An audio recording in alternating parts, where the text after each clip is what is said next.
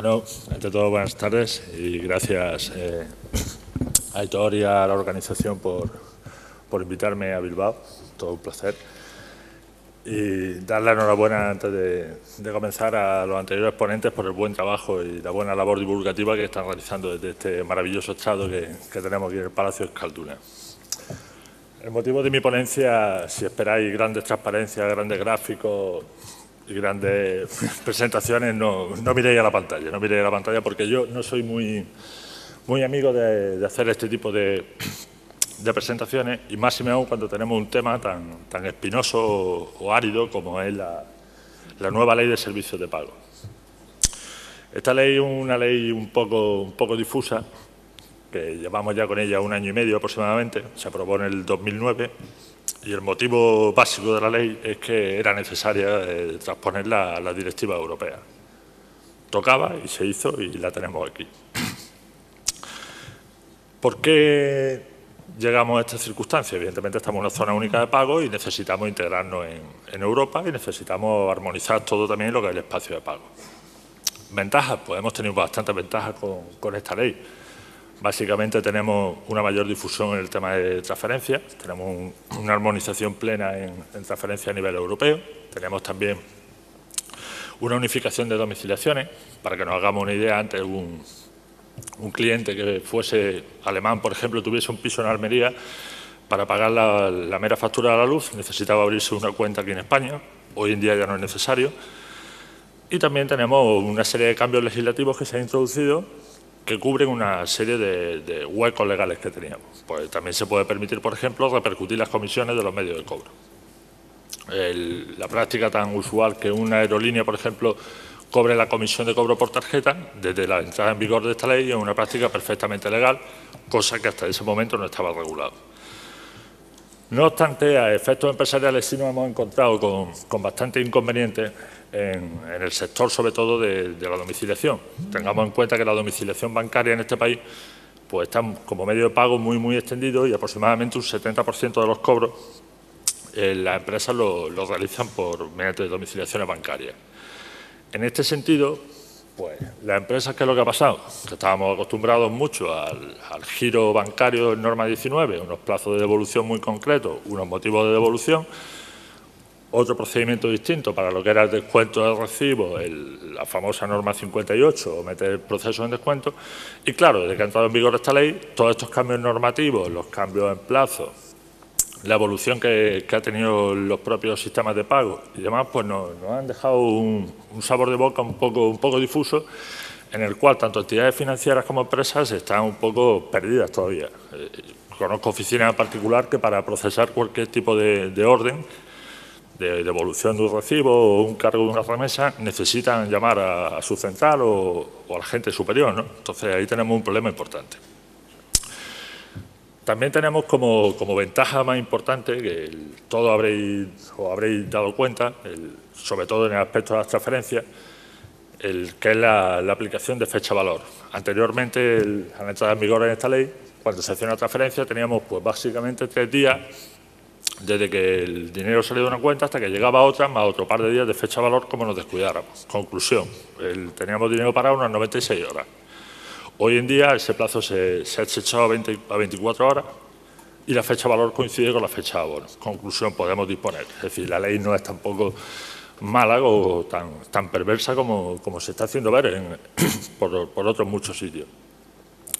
En el aspecto básico también de comercio electrónico estamos teniendo ventajas muy importantes, sobre todo porque se han acometido 2 reformas muy importantes en toda la disposición de la ley, que ha sido una de ellas la creación de un espacio único de transferencia de datos en el sistema B2B, es decir, cuando estamos hablando de transacciones electrónicas y de pago de dinero electrónico, con lo cual ahora mismo cualquier plataforma bancaria de Europa puede soportar el mismo pago que lo soporta nuestra entidad financiera. Conclusión, podemos venderle sin problema a un alemán y nos podrá pagar con su tarjeta Visa lo mismo que si nos compra es decir, nuestro vecino en el Quinto.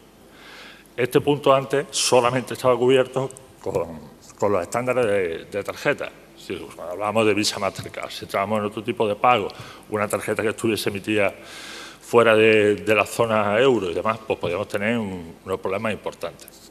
Entonces, ese es otro punto muy positivo que hemos tenido, ¿no? La ampliación a operaciones transferencias, es decir, fuera de nuestras fronteras.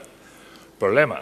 Pues que muchísimas empresas no operan fuera de la frontera, entonces esa ventaja tampoco la tienen presente. No obstante, aquí en el sistema de los recibos domiciliados, los principales cambios y el punto más espinoso que tenemos aquí es la modificación de los plazos de devolución y, sobre todo, que tengamos un recibo que esté autorizado el cargo. Anteriormente, si recordáis un poco, no era casi necesario firmar una orden de domiciliación, aunque había empresas que siempre te autorizaban. Yo autorizo a que la empresa tal me cobre en mi cuenta bancaria, ¿no? Hoy en día esa orden se ha convertido en obligatoria y tiene dos particularidades. La primera, que necesita delimitar los importes, es decir, no vale hacer una orden a tanto alzado de, bueno, pues la empresa que sí, que me cobre las domiciliaciones. No, hoy en día ese tipo de órdenes tienen que ir limitadas. Entonces, claro, también pensaremos mucho, bueno, ¿cómo le voy a limitar yo a Vodafone o a Movistar el importe de mi factura de teléfono? No puedes limitarlo, ¿no? Lo que se hace es limitar un importe máximo. Las empresas que sí cobran por giro bancario, que son muchas en este país, y van a factura de pedido donde los importes no son estables, sí tienen grandes problemas en la aplicación de esta ley, por un motivo. Una domiciliación que no está aceptada se puede devolver en 14 meses. Eso es una barbaridad de tiempo. Por ejemplo, yo tengo una empresa me dedico a fabricar hierro o plataformas metálicas y le cobro a otra empresa mediante domiciliación bancaria una factura de 5.000 euros y, como no tenga la orden, de aquí a 14 meses esa empresa me puede devolver la factura. Evidentemente, eso es un lache importantísimo para las empresas, porque lo que estamos haciendo es meter un factor de burocracia. Yo no puedo autorizar cada una de las facturas. Y ahí es donde nos estamos encontrando con un vacío legal importante, porque la ley no especifica claramente si necesitamos tener el importe perfectamente acotado, si el formulario de devolución puede ir supeditado a un importe máximo, ni tampoco estamos teniendo en cuenta otros aspectos, como puede ser que ahora resulta que el importe que me han mandado difiere del importe autorizado en 100 o 200 euros y también me pueden devolver un giro después de 14 meses. ¿A dónde nos lleva todo esto? A inseguridad jurídica, evidentemente, y a que las empresas empecemos a desconfiar de este medio de pago. Anteriormente teníamos 21 días normalmente para que nos devolvieran los recibos y hoy en día ya de entrada tenemos 8 semanas y, como nos descuidamos, 14 meses. Evidentemente nadie puede trabajar con una factura impagada después de 14 meses. No sé, supongamos que nos devuelven todos los recibos de los últimos 7 u 8 meses. Evidentemente la empresa se la carga. Es decir, no es viable, ¿no? ¿Cómo se soluciona eso? Pues ese es el gran hándicap y es la mayor dificultad que tienen las empresas siempre, que es para luchar con la morosidad. Personalmente yo analizo, o me gusta analizar, el sector de la empresa en el que se esté trabajando y la casuística que tenga cada empresa. En el caso de tener un sistema de domiciliaciones, que sea una empresa muy abierta, que tenga muchas facturas variables o que tenga un volumen de cobro muy importante en domiciliaciones, la mejor solución es cambiar el método de pago. O al menos hasta que se sepa claramente cómo va a ir. Se cree jurisprudencia y salga un reglamento que necesita esta ley, que todavía no ha salido. Todo el mundo, o casi todo el mundo, está esperando un reglamento que no ha salido y no se sabe cuándo va a salir, que delimitará todo este tipo de acciones. Pero claro, hasta que salga. ¿Cómo lo podemos cambiar? Pues muy sencillo. Por ejemplo, el sistema de descuento de pagaré, mediante letras de cambio, esta ley no lo coge. Siempre tendríamos la opción, si estamos cobrando en descuento, en domiciliación, irnos un poquito a la ley cambiaria, mediante emisión de pagaré, es decir, nos emitan un pagaré o mediante un descuento. Problemas, estamos con los otros problemas que también tenemos las empresas cuando trabajamos, que no me ha llegado el pagaré, que resulta que te lo he mandado por correo, que sí, que ya ha llegado, es decir, lo que suele pasar. Al fin y al cabo, siempre tenemos que tener presente que hay dos tipos de empresas, las que pagan y las que no pagan. Entonces, para luchar con la morosidad es tan sencillo como no trabajar con una empresa morosa. Es decir, no hay más remedio. Después de mucho tiempo viendo desarrollo de empresas y la problemática de empresas, da igual el método que pongamos, que si una empresa morosa, pues no nos va a pagar o nos va a dejar la factura sin pagar. Entonces, pues, ¿evitar ese riesgo? Sí, por supuesto. Pero si se intuye que una empresa tiene un mal comportamiento de pago, evidentemente la domiciliación bancaria es el peor sistema que podemos optar. porque nos pueden hacer la jugada de devolvernos a los 14 meses. Ese tipo de operación, suplirla, pues es bastante complicado por lo que estamos diciendo. No obstante, siempre tenemos la opción de recurrir al giro, a la transferencia o incluso el optar por la vía tradicional de anticipo, transferencia, vía de pago. No es práctico, por supuesto, pero ¿qué preferimos? ¿Vender y no cobrar o no vender y tampoco no cobrar? Yo personalmente prefiero, es decir, lo importante no es vender, es decir, es una cosa muy clara. Lo importante es vender y cobrar. Si por hacer muchas ventas, por no facilitar los medios de pago, tenemos esos inconvenientes, pues directamente tenemos que articular otro. Aquí en el País Vasco me consta que el tejido empresarial del País Vasco es un tejido empresarial que vende muchísimo fuera de la comunidad y evidentemente el facilitar un medio de pago de domiciliación es importantísimo y darle una cobertura adecuada. Pero claro, la única solución que pueden tener las empresas aquí es tan sencilla como, a día de vencimiento, solicitar una transferencia. O si no, solicitar el pago de una letra aceptada. Hoy por hoy, yo no he visto todavía ninguna devolución de 14 meses. Tengamos en cuenta que la ley entró en vigor en diciembre del 2009, los 14 meses se harían ahora en mayo del 2011, es cuando empezarían a ser es decir, a partir de marzo del 2011 empezarían los 14 meses. Pero sí me consta que hay empresas y entidades que en dificultades financieras, después de un año, sí han hecho movimientos para devolver o intentar devolver recibos aprovechando el vacío legal. Frente a la duda, cobremos por transferencia o volvamos a los métodos antiguos. Antiguamente la letra de cambio era un método muy extendido y el envío de letra de cambio adjuntado a facturas era una de las mejores soluciones. O bien, por último, utilicemos un sistema bastante innovador que se está poniendo en práctica, que es directamente mediante las pasarelas de pago virtuales, que son cargos directos frente a tarjetas de crédito asociadas. Normalmente, si alguno conoce Spotify o algún tipo de suscripción periódico por Internet, verá que autoriza un cargo a tarjeta bancaria a fecha determinada y no necesita confirmar ese pago ni necesita articular sistemas similares. Eso lo pueden hacer las empresas perfectamente. Se hace con un TPV virtual y una autorización y tú haces un cargo contra una cuenta de crédito asociada a la tarjeta de tu cliente. Es una de las mejores vías para cobrar a distancia y tener garantía al menos de que no va a tener la devolución futura en los 14 meses.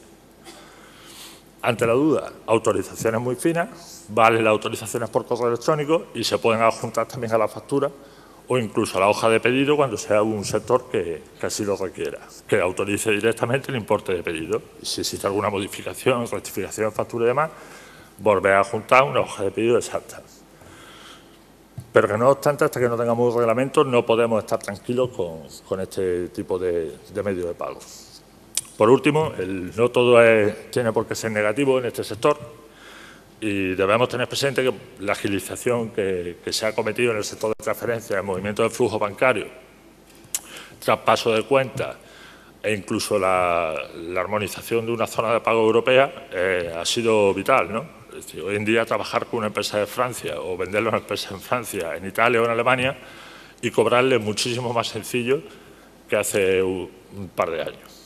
Podemos girar nuestra remesa perfectamente por nuestra entidad financiera y ese recibo se pagará en un banco francés, en un banco alemán y nuestro cliente alemán va a tener la misma cantidad de cobro o de pago que si nosotros le compramos a él. Le imagino, no sé si alguno de vosotros ya habéis empezado a trabajar con domiciliaciones, pero no abre también con domiciliaciones en empresas extranjeras porque no abre muchísimas posibilidades. Sin ir más lejos, os pongo un ejemplo muy sencillo, a efectos de apertura de mercado, ¿no? Hoy en día a nadie se le ocurre trabajar con un operador de telefonía que no sea español.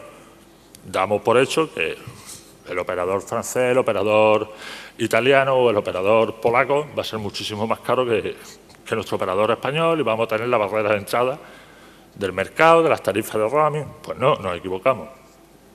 Conozco un par de empresas que tienen, por ejemplo, líneas de teléfono contratadas con empresas que no son españolas, es decir, con operadoras internacionales. Y dichas operadoras le cobran por su domiciliación bancaria y han hecho una contratación electrónica sin ningún tipo de problema. ¿A dónde vamos? a que estamos universalizando nuestras fuentes de compra, nuestras fuentes de venta. Y ese, al fin y al cabo, el camino del crecimiento adecuado de la empresa. No podemos mirar solamente a nuestras fronteras. Aquí, evidentemente, en esta tierra, el hablar de abrir fronteras y de márgenes comerciales casi sobra, ¿no? Es decir, creo que los que venimos de fuera del mundo empresarial debemos aprender más de las empresas del País Vasco que venir a dar lecciones, ¿no? Pero es un punto muy importante y básico que se mire. La apertura de fronteras y lo que hemos ganado en comercio internacional y en facilidad de pago en el comercio internacional merece mucho la pena. Básicamente, me sobra un poquito, pero ahí lo dejamos.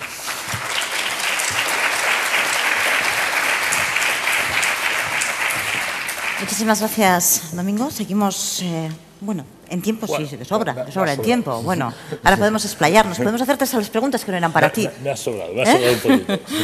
Muy bien. A través de Facebook, una pregunta que se suma a otra reflexión que también había hecho otro participante que nos enviaba su pregunta a través del correo electrónico.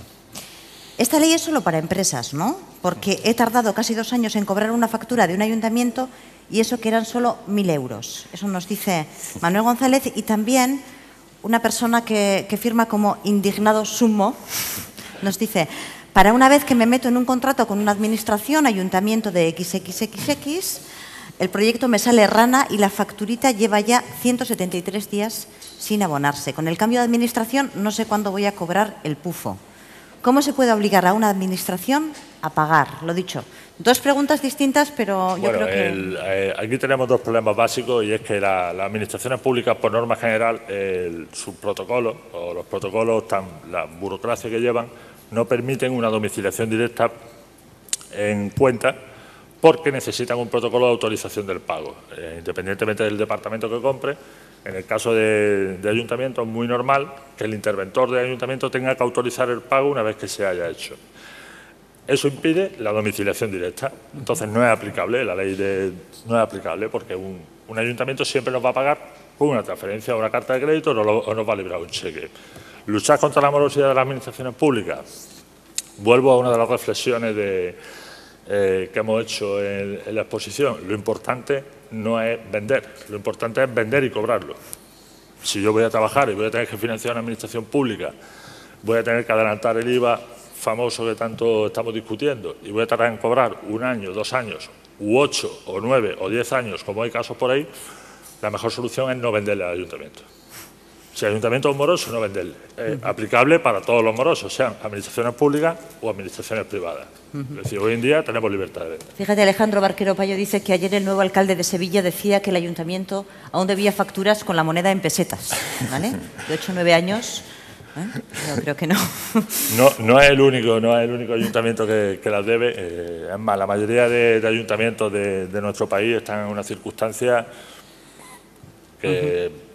Quizás decir quiebra técnica pueda ser muy tremendo para muchos, pero cuando los gastos están disparados, el volumen de deuda también, no tienen ingresos, no sé cómo van a pagar.